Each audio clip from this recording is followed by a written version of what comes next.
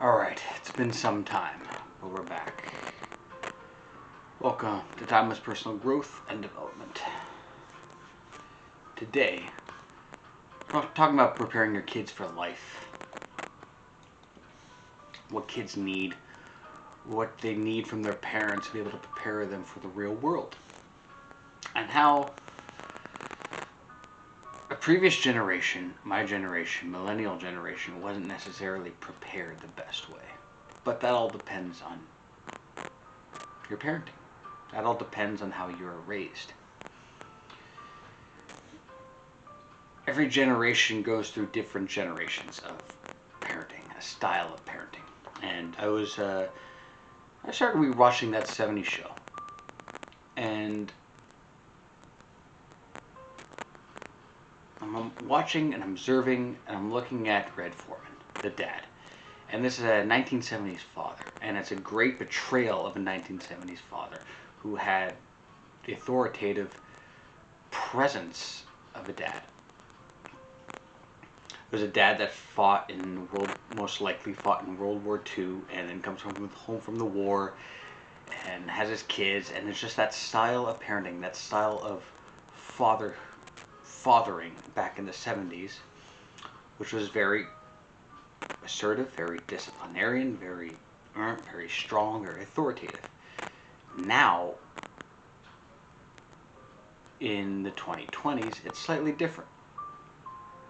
Where the style, I'm going to specifically talking about the style of fathering is slightly different. Where dads are a lot more warm and affectionate and caring. That's not a bad thing. That's a great thing. That's awesome. But the pendulum has to stay somewhere in the middle. If you go too far in the 1970s style of parenting and being a very authoritative parent, but not having that warmth and that caring, your kid is missing something. But then if you're going too far on the other side and being always warm and caring and always trying to be your kid's friend, but not being that disciplinarian, when you're lacking that discipline, that boundary setting, and forgetting the fact that you're a parent and you need to be the authority and the leader and you need to set the rules and be in charge, and sometimes your kids are not going to like that. And sometimes we lack that, and then our kids lose respect for their parents. How do you prepare your kid for life when you're trying to find that middle ground and making sure the pendulum doesn't go too far to an authoritative side or too far to a permissive side? How do you know how far you're going? You got to be aware. You got to be aware of the kind of person you are. You got to be aware of your style of parenting and the kind of parent that you want to be for your kids. Because we all want to prepare our kids for life. We all do. And one of the biggest mistakes I see, I guess, in my generation and now is the overprotective style of parenting. That is crippling to a child's development and not preparing them for what's expected later in life. Now kids stay at home till they're almost 30 years old. Oh no, stay home until you're in school. We don't want that stress.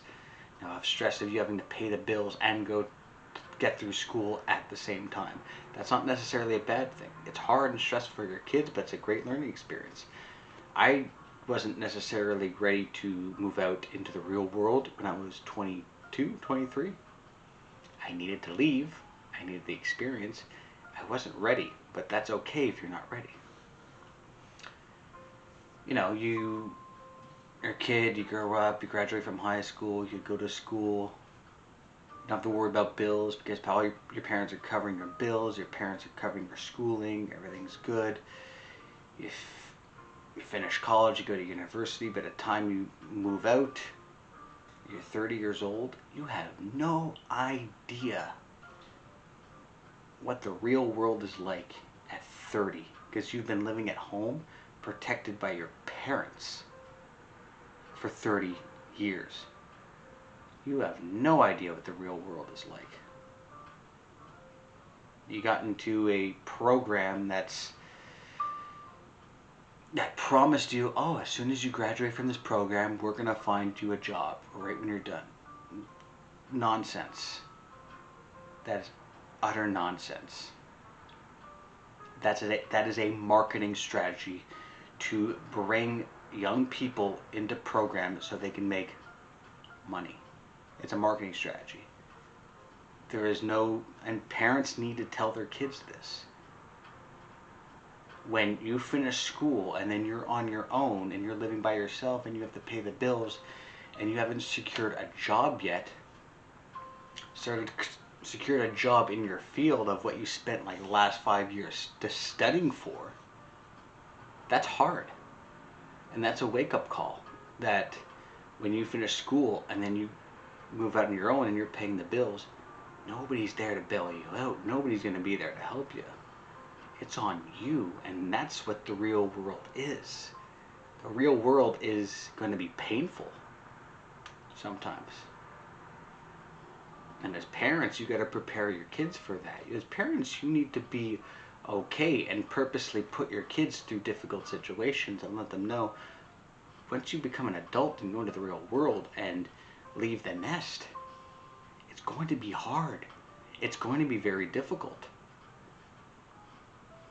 You're not going to be guaranteed a job right when you finish school. And kids go through years and years of schooling and taking out a student loan and go through so much debt. And then you out and going into the real world, you got to pay your bills, you got to pay off your debt and find a job in your field of study. That's hard. When you're 30 years old and you're out, on your own for the first time, you ever experience what it's like being on your own for the first time. That's hard. Because you've been protected by mommy and daddy for so long. But it starts, preparing your kids for life starts young. You need to start them young. That you need to challenge your kids, you need to push them, and you need to teach them the ability to push through pain, to embrace pain, because life is going to be difficult. Life is going to be painful. If you want any kind of success in this world, you need to be prepared to go through some pain, and that's okay. Because what's that going to do? That's just going to build your tolerance for pain. That is going to build you up. I'll go back to what I was talking about in the beginning of this video, is when I was watching that 70s show and I was watching Red Foreman, watching 1970s Dad. He does a better job of preparing his son, Eric, for the real world than what I see the style of parenting now. Yeah, he's hard, he's difficult, he's a war veteran dad, but he's preparing him for the real world. And there's I forget what episode it is, but the Kitty, the mother, Eric's mother, tells Red, like, oh, you're very hard on Eric, you're very hard on your son. And then Red's like, well, yes, Kitty, the world is hard, and I want him to be prepared for when he moves out and goes into the real world. And Kitty says, well, yes, you're right, that's great.